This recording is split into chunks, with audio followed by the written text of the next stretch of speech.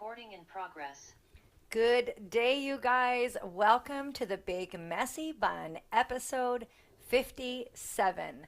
You guys, Happy New Year. It is now 2026, and we are breaking open this episode with my word for the year. So, for the last, I guess, since 2020, so for 6 years, I have been hauling around this little rock with me. It's a rock that I found outside my apartment when Casper and I moved into an apartment on our own in Campbell River in 2020. So this little rock I found, and it's like just the perfect size of a heart for me, and I've been writing words on it ever since 2020. So this year, my word for the year is the word create. I wrote it here.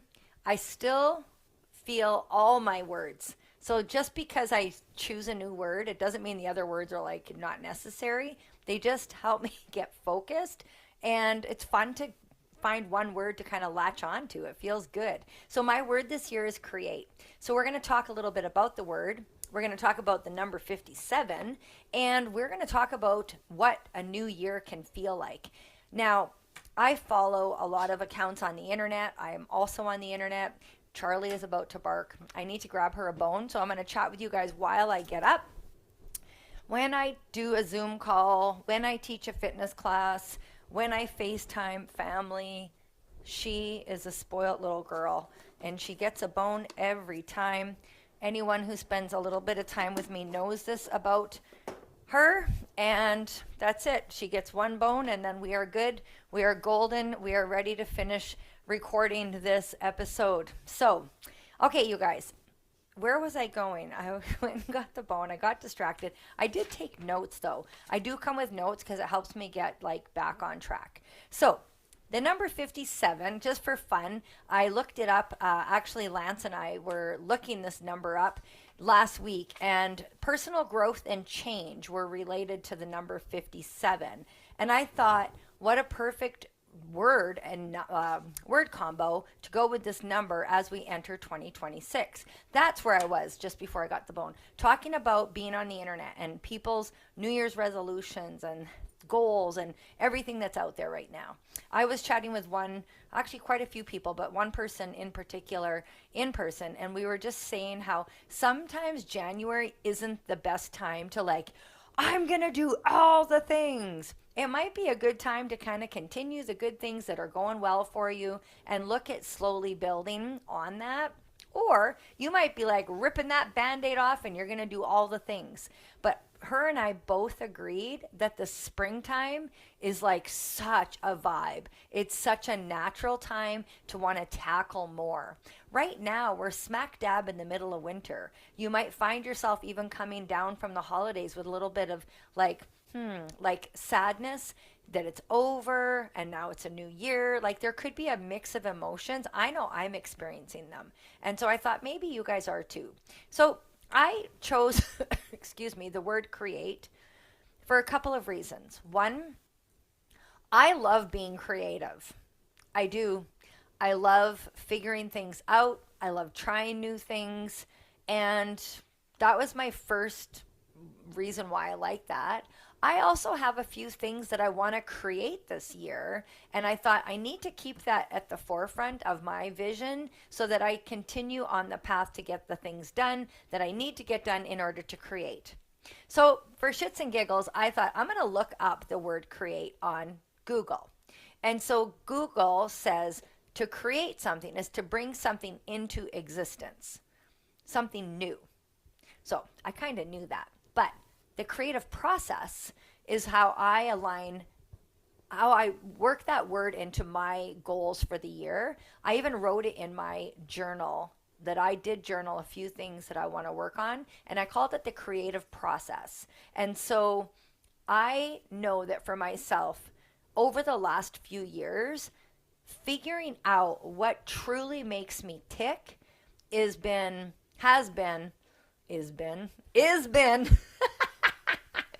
and that's part of it. Not getting all flustered because I say stupid words sometimes, like I say the wrong word. But it has been such a passion of mine and necessary for growth. So when you get dialed into you, and that's what I promote on the Big Messy Bun. I do honestly want you to get dialed into you. What makes you tick? What turns you on? What makes you feel good? What makes you feel alive? What makes you wake up with purpose? Those kinds of things. Because as we age and as kids grow and they move out and things change, I had to get so creative in the last few years. And so today, when I grabbed my rock and I wrote it down, I'm like, I love this word because it's something I do all the time. And now I'm really going to dial into it this year. And when you create something, okay, so this is for you. Let's say you're wanting to create something for yourself. You need to identify what is the thing that you want to create. Okay, so maybe it's a different routine at work. Maybe it's a different health outcome. Maybe it's a whatever you want to create. Identify what the thing is that you want, and then what kind of is needed to make this thing happen. And does it align with you? That's a big one. Because I have tried to venture out and do things, and then I'm like, this is not feeling at all in my vibe. Like, it doesn't even align with me at all. And I'm getting really clear in saying, no, that's not for me, or yes, that is for me, or no, that's not for me, but man, I'm happy it's for you. It doesn't mean just because something aligns with me that doesn't align with you, and something aligns with you that doesn't align with me, doesn't make it a bad thing. It means you're getting very clear on what you want. And that's part of the creative process, is figuring out what truly makes you feel alive and good. And if you can contribute to the community and our world a little bit, well, shit, that's even a bonus, right? So when we think of the creative process, some of the things that stop us in our tracks, and this was even, I looked up, I was having fun doing the Google search, and I Googled what stops people from being creative. And do you know what stops people from being creative? What blocks the creative process? Fear of failure. Holy shit, right? Fear of failure. So rather than just not trying, people just give up before even the process can start. And so I am a big encourager to start. Just start and figure it out. Last night, I was chatting with Casper in Lakeland on my walk. I walk and talk, you guys. I often, if I'm going for a walk, I will call up a friend, family member, whoever, and just walk and talk with them. And it was so refreshing to talk to the two of them last night.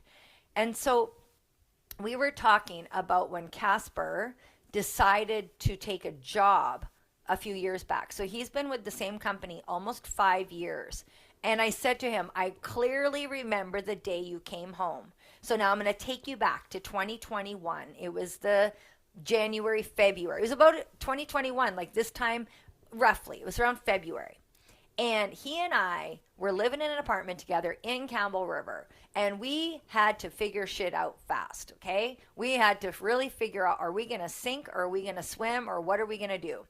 And part of that was I needed him to have a job. I needed him to share in our life expenses. So most kids at 17 are not paying half the rent, half the food, all the things. But in our case, that's how we made it work. So Casper went to get a job. He finished school early and went and got this job, landscaping.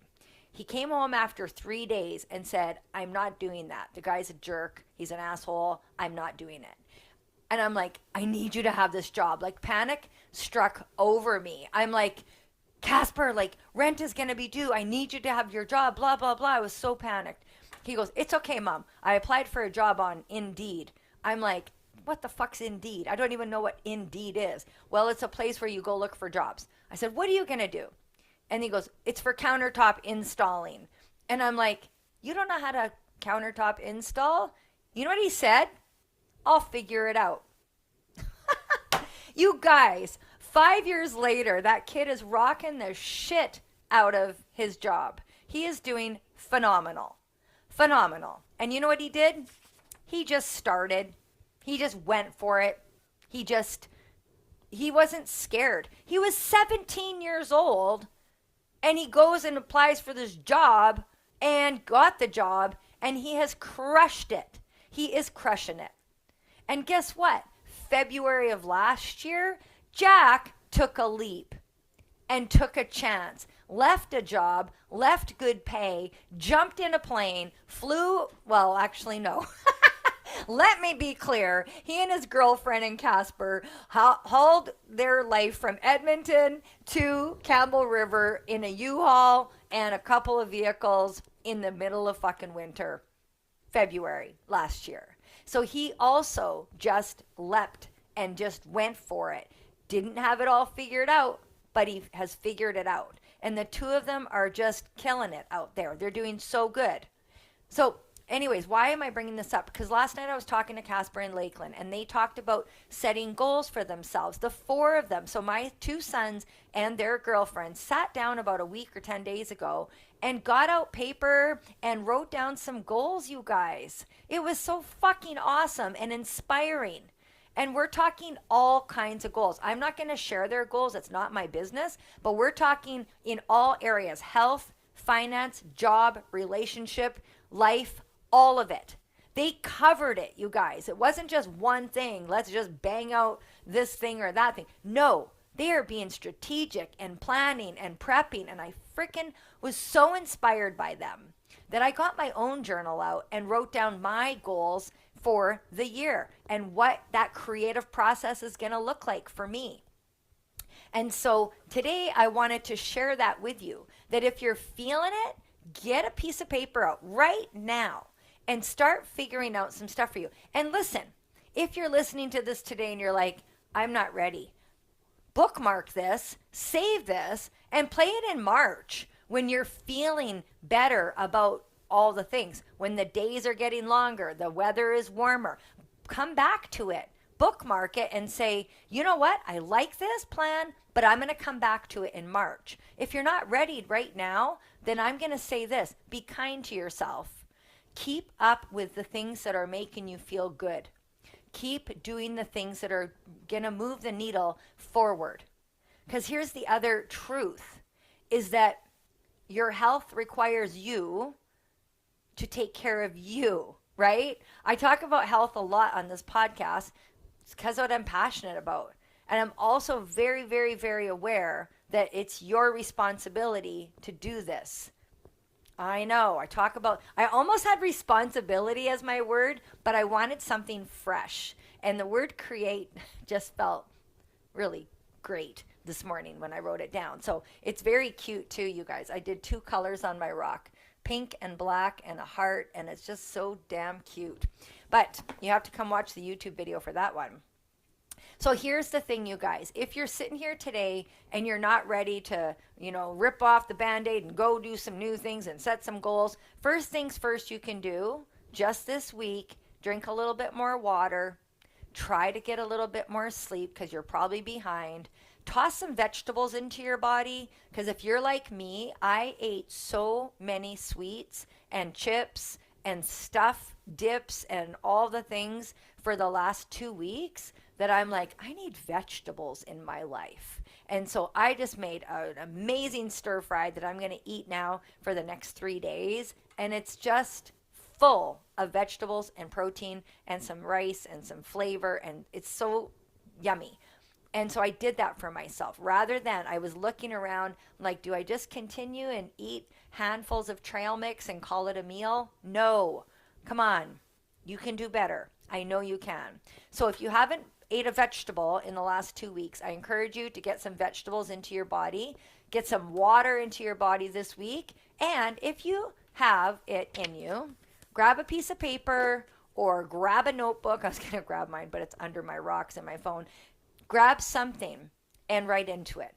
I also use a journal. I have a day, I'm still old school. I love a day timer. I write out my weeks, even though they're in my phone. I love a hard copy. I love writing shit out. And so get a day timer and start writing down. Get planning yourself. Plan for yourself. And if you are someone that is venturing out this month and you're like, okay, I'm making exercise a priority. I have 5 new ladies that just joined our fitness world, and I'd love to have you join us. If you're like, I need someone there. So one of the ladies just started last week, and something she shared after class, she's like, this is what I needed. I needed the motivation. I needed the exercise. And she goes, but you're inspiring. Like when you teach, you do more than just tell us what to do. You drop so many healthy nuggets in there. And that's what I love to do. So when you attend a class with me, it's kind of like you're attending Personal Development 101 and exercise and some humor in there. I love making you guys laugh because life is life. And I want you to laugh during this process. So that's something that is an offer to you guys from me here at the Big Messy Bun is check it out. Try it. Your first class is free. Oh, and in February, I know we're doing a big giveaway, and I'm looking for show sponsors, guys. So I'm looking for show sponsors for the Big Messy Bun. Also, we're having a huge celebration in February. 5 years of fitness classes online on Zoom. For 5 years, we've been showing up 3 times a week, doing our thing. So if you're out there going, well, I wonder if I should join, like, is it going to be consistent? Yes, we are consistent. We are so consistent. And you can build muscle at home. You can change your health at home. You don't need to, you can go to the gym if you want to go to the gym, but trust yourself and trust me and know, I ran a gym for many, many years. I've done all kinds of training. I've been training at home now for over 10 years. And I've been training from my apartment, like a small home gym for the last 5 years. It is possible. It is so possible. Okay, so I'm going to share that. Show sponsors, if anyone knows a scrunchie company, okay, I love scrunchies. I want to invest in some scrunchies. I want to talk about scrunchies because I think they're just great. I love mine. The company I ordered from is no longer in business. So if you know a scrunchie company that could, hang out on the show, maybe we could do a little swap, a little something. I would love to do a giveaway, and I'd love to get some new scrunchies for my own self and sponsor the show. Like let's blow up the Big Messy Bun at the same time. So I think that's it for today, you guys. I am getting ready. I'm going on a webinar right away with one of my pals, Kelly Casperson, who I think is going to make an appearance on the show this year. Hey, Kelly, I think this is the year that it's going to happen. But she is doing a webinar on hormones, and I want to get to that. And I also teach fitness class tonight. So if you are out there and you are still like, what do I do? What do I do? Just start. Just start. Don't wait. Don't wait for things to be perfect. And if you fail at it, you fail at it. You figure it out and keep going. You really have just got to start. Do it, do it, do it. Take notes, learn, educate yourself, empower yourself in the process. It's so good for you. Okay, that is a wrap. I was going to say year 2. Well, it is year 2. I don't know how I'm going to talk about my seasons. I think it's just 2026. It is year 2 of the Big Messy Bun, and this was episode 57. I hope you enjoyed it. Follow the show, share it with a friend, and we'll see you next week.